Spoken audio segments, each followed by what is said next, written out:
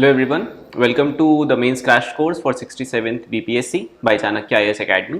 आज हम लोग पॉलिटी का एक और टॉपिक डिस्कस करेंगे जो कि है directive principles of state policy. तो ये एक छोटा सा टॉपिक है और इसमें काफ़ी स्ट्रेट फॉरवर्ड से क्वेश्चंस आते हैं, तो आपको बस एक बार इसको देख लेना है, ब्रीफ ओवरव्यू ले लेना है और बेसिकली जितने भी DPSPs हैं आर्टिकल 36 से लेकर आर्टिकल 51 तक उनको एक बार ठीक से अच्छे से याद कर लेना है। उनका डिवीजन क्लासिफिकेशन वगैरह जो भी है वो अलग है, ठीक है, और उसमें कैसे कैसे क्लासिफाई किया गया है उनको हम लोग यहाँ पे देख लेंगे। ठीक है, चलिए अब हम लोग बात करते हैं कि डायरेक्टिव प्रिंसिपल्स क्या होते हैं। ठीक है, इसके पहले हम लोग एक बार देख लेते हैं कि प्रीवियस ईयर में क्या क्वेश्चंस आए हुए हैं। तो देखिए पहला सवाल था कि DPSPs are not mere pious declaration but clear direction for the guidance of state policy. ठीक है, comment and show how far they have been applied in practice. यानी कि हम लोग को ये बताना है कि डायरेक्टिव प्रिंसिपल्स जो हैं हमें ये प्रूफ करना है कि ये एक डायरेक्शन देते हैं स्टेट पॉलिसी के लिए, और दूसरा कि ये कितने लेवल तक अप्लाई किए गए हैं, यानी कि इनका एक्चुअल इंप्लीमेंटेशन ऑन ग्राउंड क्या है। दूसरा क्वेश्चन भी यही है कि discuss various directive principles and how were they implemented in Bihar after 1950। ये दोनों ही क्वेश्चंस आपस में सिमिलर हैं। वेरियस डायरेक्टिव प्रिंसिपल्स को अगर आपको डिस्कस करना है तो आपको याद रखने होंगे वो आर्टिकल 36 से आर्टिकल 51 के बीच में, और कैसे कैसे इंप्लीमेंट हुए ये हम लोग अभी यहाँ पर देख लेंगे। तो देखिए सबसे पहले क्या है कि डेफिनेशन, डायरेक्टिव प्रिंसिपल्स क्या होते हैं। तो देखिए डायरेक्टिव नाम में दिया हुआ है कि डायरेक्ट कर रहे हैं किसी चीज को। ठीक है, ये क्या डायरेक्ट कर रहे हैं? स्टेट पॉलिसी को डायरेक्ट कर रहे हैं। स्टेट पॉलिसी मतलब जो गवर्नमेंट पॉलिसी फॉलो करेगी उसको डायरेक्ट करने के लिए जिन प्रिंसिपल्स का इस्तेमाल होगा वो हो गए directive principles of state policy, और इनका मेन पर्पस होता है सोशियो इकोनॉमिक डेमोक्रेसी। जब आप ठीक से पढ़ेंगे डायरेक्टिव प्रिंसिपल्स को तो आपको समझ में आएगा कि सोशियो इकोनॉमिक डेमोक्रेसी के लिए इनको इंट्रोड्यूस किया गया है, और fundamental rights mostly political democracy के लिए होते हैं। Directive principles mostly socio economic democracy के लिए होते हैं, और इन दोनों ही डेमोक्रेसी को मिला के तब हम उसको कंप्लीट डेमोक्रेसी मानते हैं।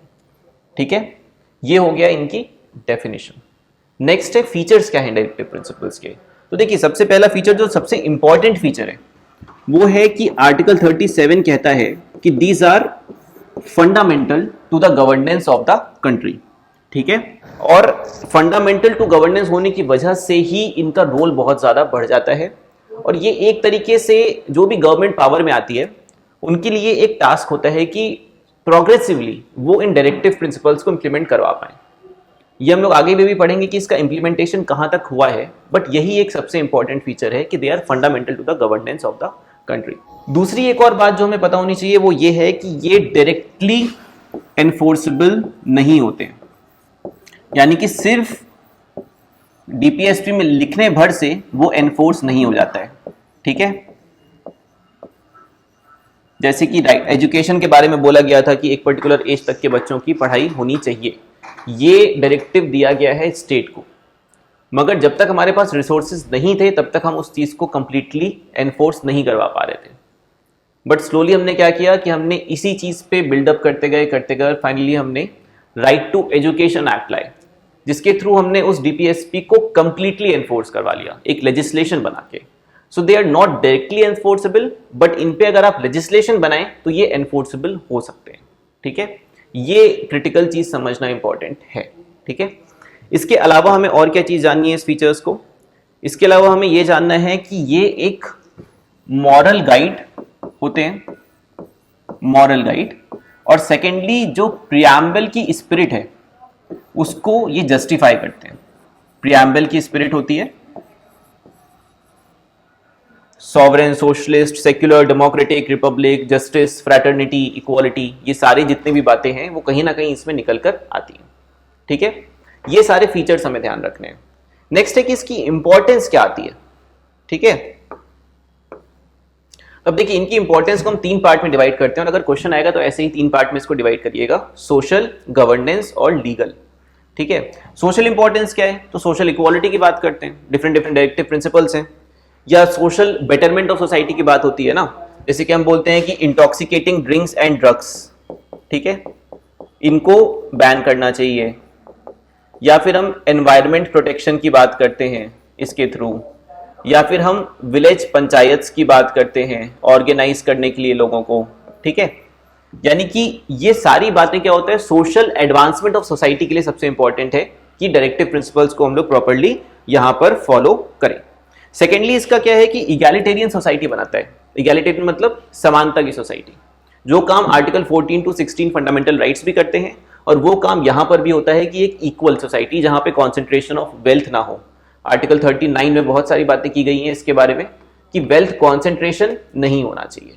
ठीक है, तो ये सारी बातें भी हमको इसके थ्रू मिलती हैं। इसके अलावा डॉक्टर बी आर अम्बेडकर ने कहा था कि अगर हमको सिर्फ पॉलिटिकल डेमोक्रेसी से सोशियो इकोनॉमिक डेमोक्रेसी की टुवर्ड्स जाना है तो हमें डायरेक्टिव प्रिंसिपल्स को ठीक से फॉलो करना होगा। ठीक है, नेक्स्ट है गवर्नेंस की बात करते हैं। तो जैसा आपको पता है कि गवर्नेंस में जो भी गवर्नमेंट आती है पावर में, उनके लिए एक एग्जाम्पल हो जाता है कि हमें प्रोग्रेसिवली डायरेक्टिव प्रिंसिपल्स को अप्लाई करवाने की कोशिश करनी है। तो ये उनके लिए एक विजन इस्टेब्लिश करता है। जो भी गवर्नमेंट है उनको एक विजन मिल जाता है कि जब वो पावर में आएंगे या जब वो पावर में हैं तो उन्हें यहां पर क्या क्या काम करना है। सेकेंडली अथॉरिटेरियनिज्म ऑफ गवर्नमेंट भी कुछ हद तक इससे कंट्रोल होता है, क्योंकि उनको चीजें पता होती है कि वो क्या कर सकते हैं और क्या नहीं कर सकते हैं। तीसरा हम बात करते हैं कि लीगल। देखिए, लीगल बेसिस की जब हम बात करते हैं तो हमने सबसे क्रिटिकल बात तो यहां पे डिस्कस कर ली थी जब हम फीचर्स की बात कर रहे थे कि ये डायरेक्टली एनफोर्सेबल तो नहीं होते हैं, बट अगर कोई लॉ बनाया जाएगा तो ये एनफोर्सेबल होते भी हैं। बट इसके अलावा क्या हो सकता है कि ये इंडिया को एक वेलफेयर स्टेट बनाते हैं instead of the police state. ठीक है, वेलफेयर स्टेट का मतलब जो एक स्टेट ये कोशिश करता है कि उसके जितने भी सिटीजन्स हैं उनका वेलफेयर प्रायोरिटी पर है। इसी के लिए हम डिफरेंट पॉलिसीज भी लाते हैं।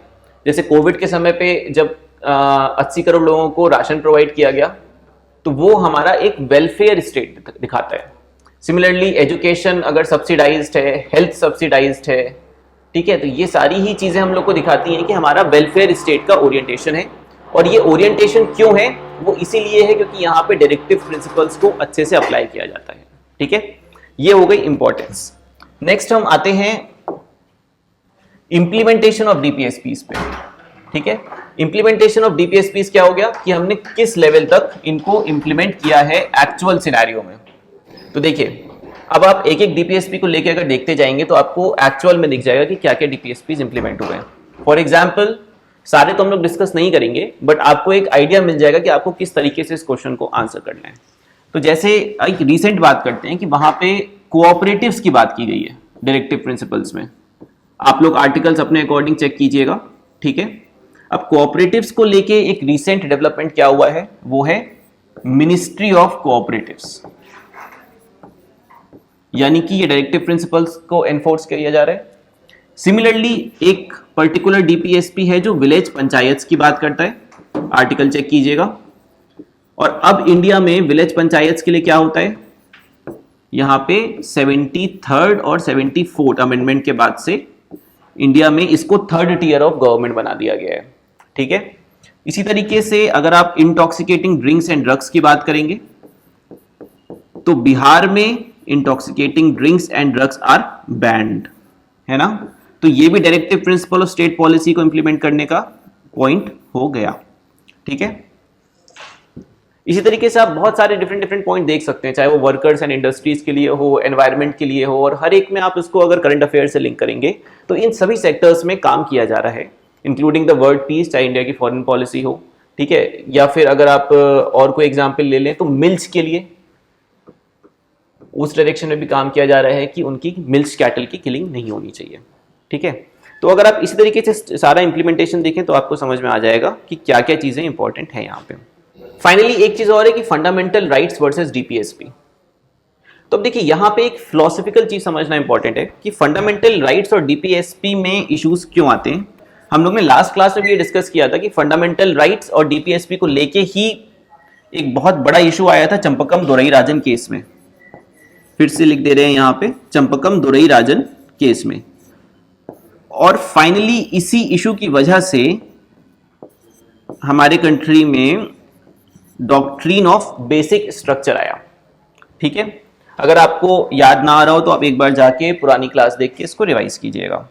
बट फंडामेंटल राइट्स और डीपीएसपी में देखिए ब्रॉड डिफरेंस क्या है कि ब्रॉडली अगर बात करें तो फंडामेंटल राइट्स जो हैं वो लिबरलिज्म के जो कॉन्सेप्ट्स हैं उनको एक्सप्लेन करते हैं।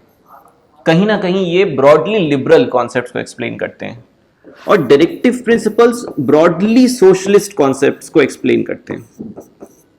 अब सोशलिस्ट कॉन्सेप्ट्स सोसाइटी से ज्यादा रिलेट होते हैं, लिबरल कॉन्सेप्ट्स इंडिविजुअल से ज्यादा रिलेट होते हैं। तो ये काफी ऑब्वियस सी बात है कि इन दोनों में कभी ना कभी तो क्लैश आएगा ही आएगा, इसीलिए फंडामेंटल राइट्स और डीपीएसपी में क्लैशेस आते हैं। बट ये देखिए कि इसको रिजॉल्व करने के लिए जब हम लोग ने ऑब्जेक्टिव्स रिजोल्यूशन बनाया था पंडित जवाहरलाल नेहरू ने, उस समय भी इसको एक सिंगल चीज में दिया गया था, यानी कि ये दो अलग अलग पार्ट्स में नहीं थे, एक सिंगल पार्ट था। सिमिलरली हम लोग को यहाँ पे भी क्या करना है कि ये भले ही ये पार्ट 3 है फंडामेंटल राइट्स और डीपीएसपी पार्ट 4 है हमारे कॉन्स्टिट्यूशन का, बट हमें इसको as a single whole consider करना है कि हमको ये भी इंपॉर्टेंट है और ये भी इंपॉर्टेंट है। ये हम तुरंत प्रोवाइड कर सकते हैं लोगों को, ठीक है। पॉलिटिकल डेमोक्रेसी जिसको हम बोलेंगे कि भाई freedom of speech and expression देना है, हम दे सकते हैं। फ्रीडम ऑफ रिलीजन देना है, हम दे सकते हैं। इक्वालिटी देनी है, वो हम दे सकते हैं। बट डायरेक्टिव प्रिंसिपल हम चाहते तो हैं देना, बट शायद हमारे पास कंप्लीट रिसोर्सेज अभी नहीं है, बट इन द फ्यूचर हम ये भी देंगे, ठीक है। और ऐसे ही इवोल्यूशन भी हुआ है। अगर आप देखें कि आर्टिकल 21 जो था, जिसको स्टार्टिंग में सिर्फ राइट टू लाइफ बोला गया था, वो अभी right to life with dignity भी उसमें है। और जब हम डिग्निटी की बात करते हैं तो डिग्निटी में health, education, standard of living, ये सारा कुछ इंक्लूड होकर आता है। यानी कि फंडामेंटल राइट्स और डीपीएसपी एक ऑर्गेनिक होल है। क्या है? एक ऑर्गेनिक होल है, और इनके आपस में रिलेशंस कैसे होने चाहिए? हार्मोनियस रिलेशंस होने चाहिए। यही बात मिनर्वा मिल्स केस में सुप्रीम कोर्ट ने भी बोली थी।